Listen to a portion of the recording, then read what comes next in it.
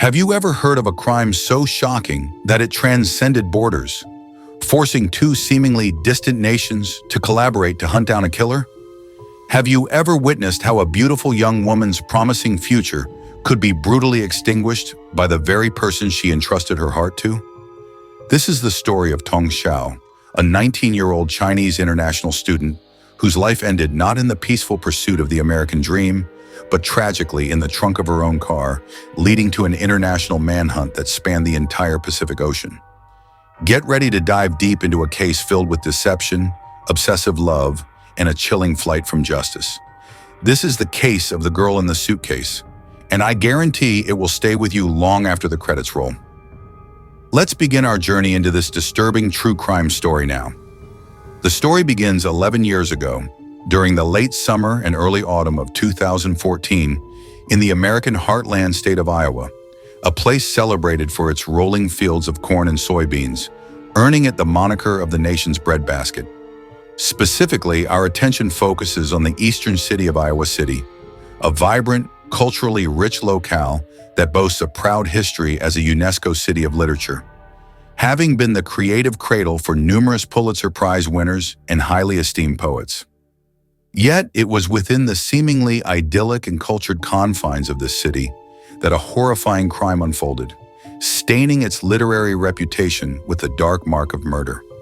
The victim, a bright and aspiring 19-year-old Chinese international student named Tong Shao, Thao Tong, who was studying chemical engineering at Iowa State University in Ames, mysteriously vanished, sending immediate ripples of fear and concern through the tight-knit community of international students.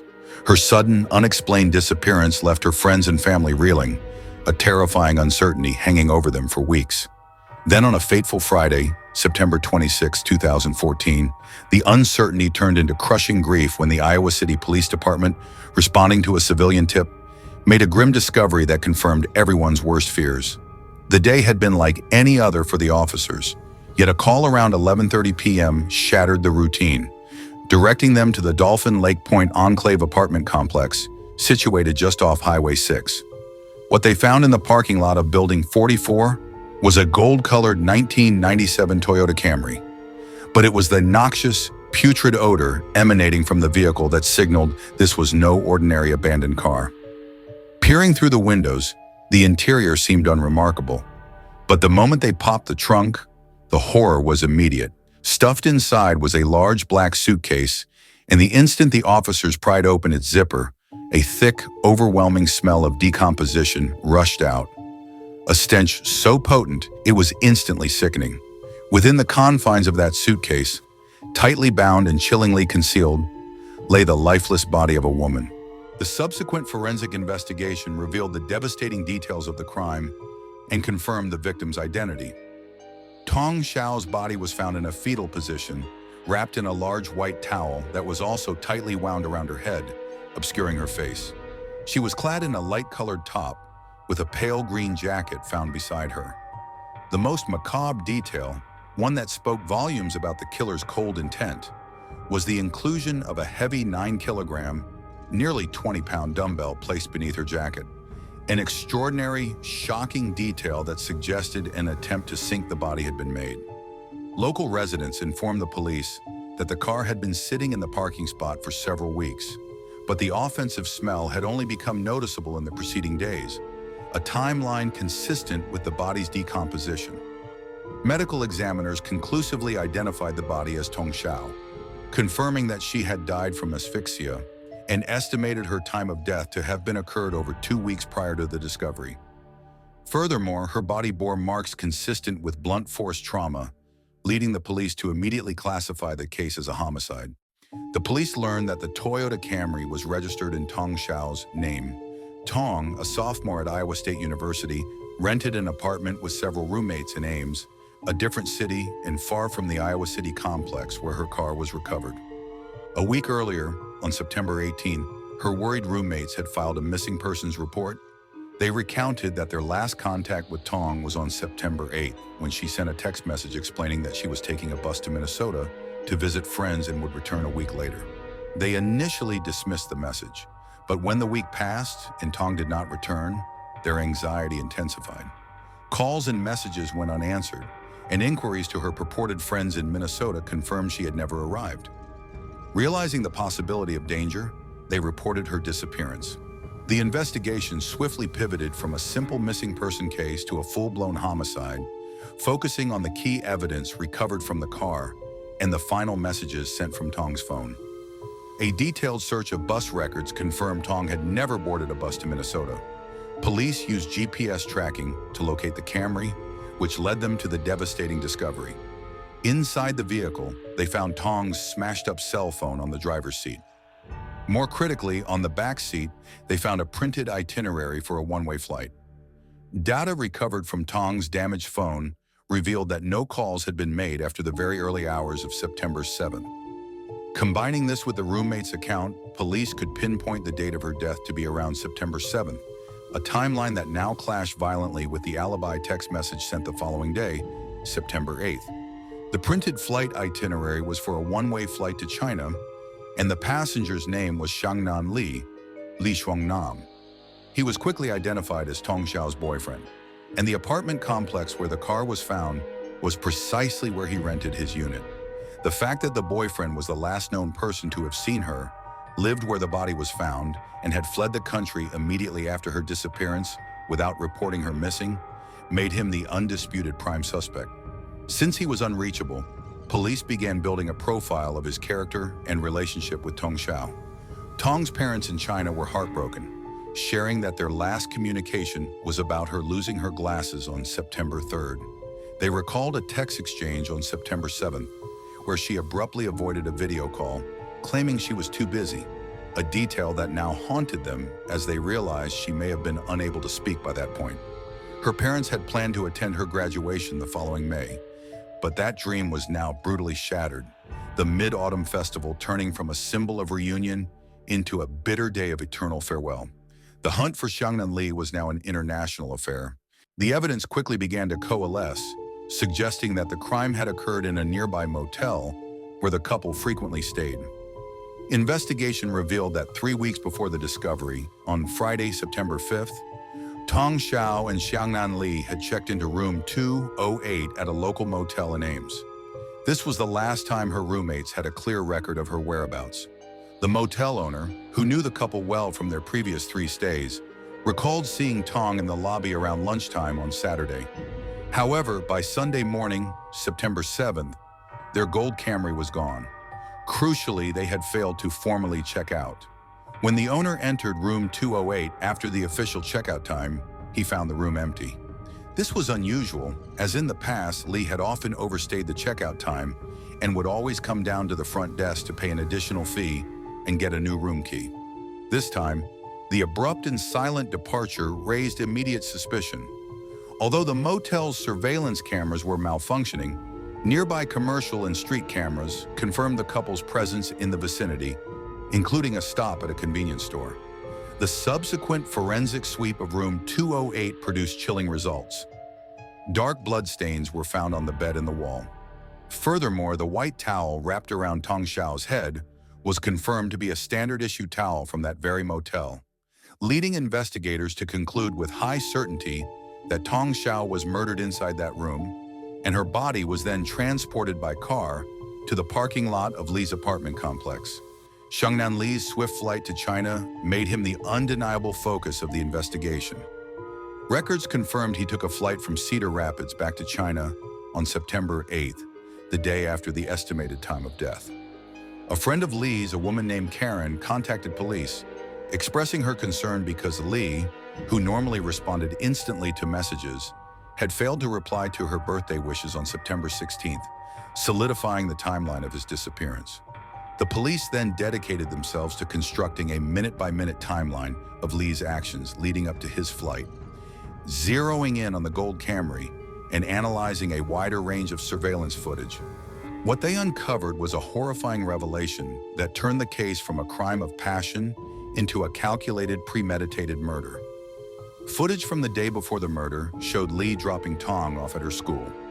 He then drove alone to a discount store where he was filmed meticulously inspecting and selecting a large suitcase, a match for the one found containing Tong's body. The surveillance showed him carefully comparing 2 large suitcases a deliberate action.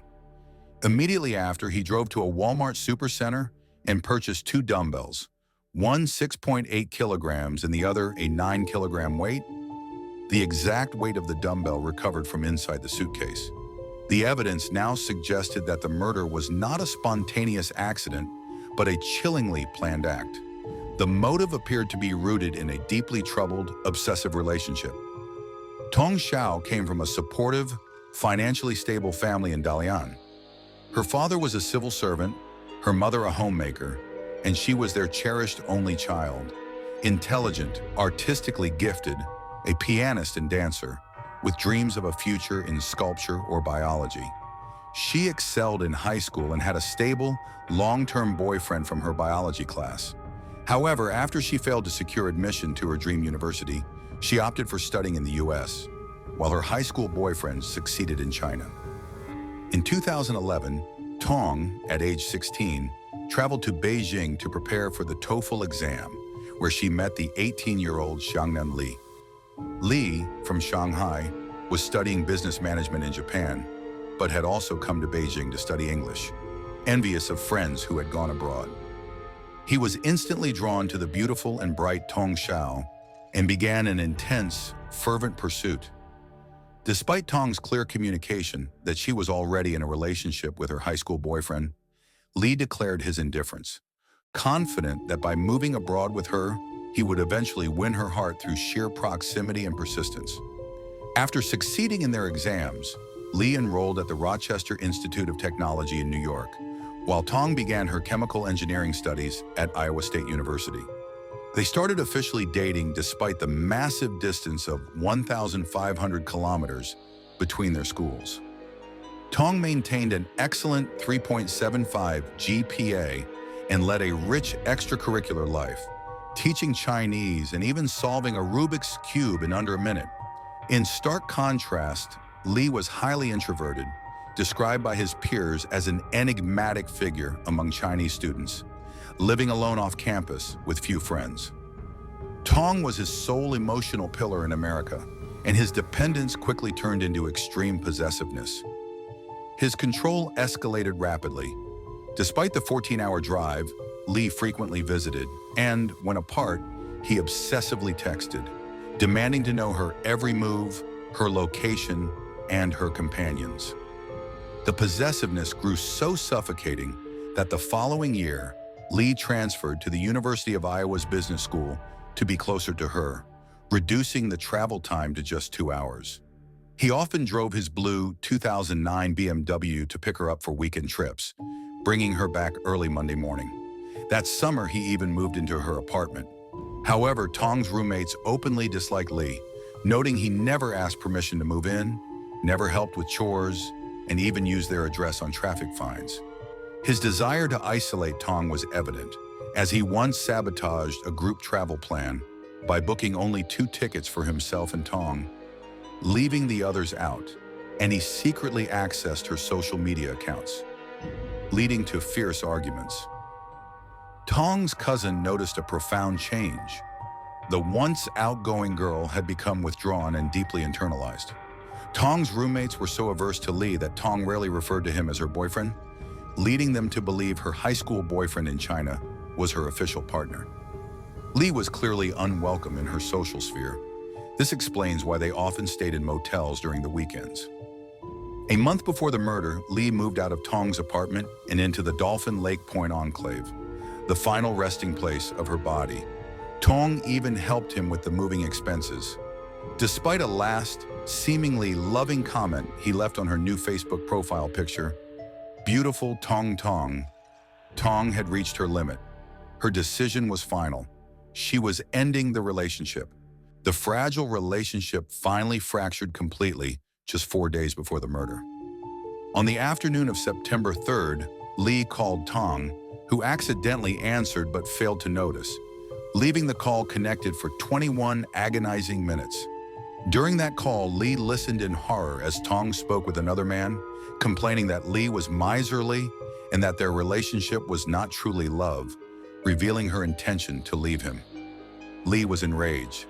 2 days later, at the motel, Tong told him she was now in love with another Chinese man at her school and proposed a rotational relationship, Mondays to Fridays with the new man and weekends with Li.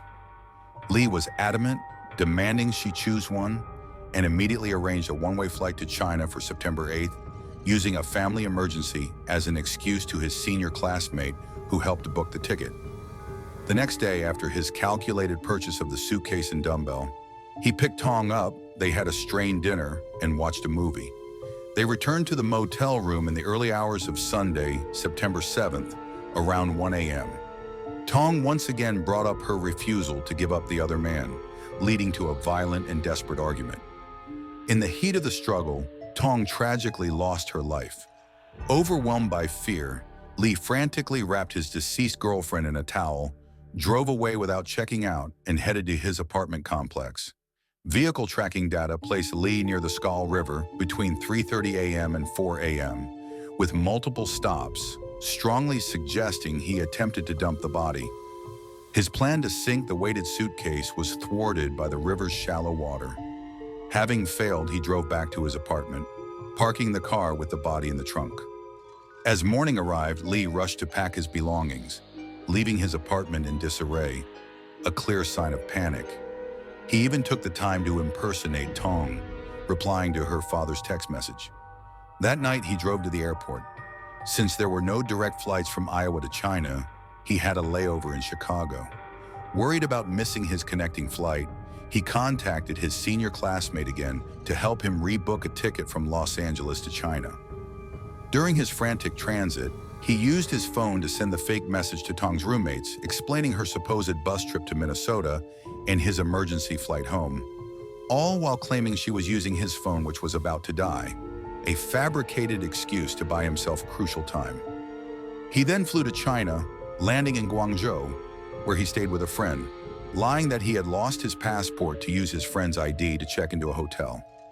A few days later, he took a bus to Xi'an. From there, Li called his mother, confessing his crime and stating he was standing outside the Xi'an police station, ready to surrender. His mother, fearing the repercussions, especially since Li's father was a prison guard, intervened and hid him with a nomadic family in Shanghai. The international manhunt had finally paid off. 8 months after the murder, American police reached out to Li's father, explaining the full extent of the tragedy and the overwhelming evidence against his son. Following lengthy negotiations and emotional persuasion, Li's parents brought him to the Wenzhou City Police Bureau, where Xiangnan Li voluntarily surrendered and confessed to the murder in May 2015. Following China's acceptance of judicial assistance, investigators from the U.S. traveled to China, where they cooperated with Chinese police, examining the evidence, reviewing the crime scene findings, and interviewing witnesses. The U.S. police handed over a mountain of evidence, including over 100 bags of exhibits and thousands of photographs. Armed with this conclusive evidence, Li was formally arrested and prosecuted in the Wenzhou Intermediate People's Court. This case was unprecedented, marking the first time a major cross-border homicide case between China and the U.S. was tried under Chinese jurisdiction, as China does not extradite its own citizens. The trial in May 2016 was focused on one critical question. Was the murder premeditated or an impulsive crime of passion? Li's defense lawyer, Sheng Taolin, argued passionately for a verdict of involuntary manslaughter, claiming Li acted on temporary emotional breakdown, even stating Tong had attacked him first and he was only defending himself. The prosecution methodically dismantled this defense, emphasizing the planned nature of the crime: the one-way ticket, the purchase of the suitcase, and the dumbbells. Li's weak explanations that the ticket was for a relaxation trip, the suitcase for a simple move to another apartment in the same building, and the dumbbells for exercise despite the proximity to his exams and their mismatched weights, were utterly unconvincing. The prosecution further revealed that Li's initial testimony was riddled with inconsistencies, and his answers regarding the suitcase and dumbbells consistently flagged as lies during polygraph tests. In his final courtroom statement, Li expressed profound remorse, weeping as he declared, I paid too high a price for her. In her heart, I was nothing more than a weekend boyfriend, and knelt before Tong's parents, begging for forgiveness. Tong's parents, though prevented from entering the courtroom, stood outside consumed by grief, the mother at one point rushing the door to scream for justice. The father spoke of his torment, constantly dreaming of his daughter weeping. After 3 months of deliberation, the court ruled the crime was intentional homicide, sentencing Xiangnan Li to life imprisonment with a permanent deprivation of political rights. A major factor in the sentencing was the 2 million Chinese yuan, approximately $300,000 compensation paid by Li's family to the Shao family, which resulted in a settlement in the withdrawal of the civil suit. Li appealed the verdict, but the Zhejiang High People's Court upheld the life sentence. The case, a testament to trans-Pacific judicial cooperation, had reached its legal conclusion. However, in a final heartbreaking twist in 2023, court records revealed that Xiangnan Li had received 7 commendations while in prison and was recommended for a 7-month reduction in his sentence, meaning that one day he could potentially walk free. Tong Shao's life, full of promise, remains forever frozen at 19, a bitter irony that underscores the tragedy. This is not just a murder case. It is a profound cautionary tale about the razor-thin line between obsessive love and fatal control. As the prosecution rightly stated, when rationality is abandoned, even the purest claims of love ultimately descend into hatred, leaving behind scars that time can never fully erase. The case of the girl in the suitcase is closed, but its haunting questions about toxic relationships and the cost of obsession linger. The tragic story of Tong Shao, the girl in the suitcase, haunts us not just because of the cruelty of the murder, but because of the chilling realization that her vibrant life was ended by the person who was supposed to be her closest companion. A young woman with a future full of promise, an international student chasing a dream, became a victim of the darkest side of possessive love. While justice, through an unprecedented cross-continental collaboration, has been served, the possibility of the killer's eventual release, contrasted with the finality of Tong's loss, paints a stark and devastating picture of unrecoverable tragedy. This story serves as a vital warning. A toxic relationship, left unchecked, can spiral into a nightmare. We must learn to recognize the signs of control and obsession before they turn fatal. We hope Tong Shao's soul finds peace. Thank you for joining me to explore this truly unforgettable case. I'll see you in the next video. Goodbye.